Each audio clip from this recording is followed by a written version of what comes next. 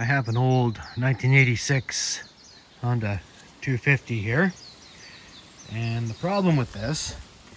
other than the fact that somebody welded a shifter on it, which is never a good idea, is if you ever have to take it apart, good luck to you. The issue with this is it's got a lot of play. So what you have to do is break this loose, crack it loose, put a screwdriver in there, turn it towards the decrease, so counterclockwise,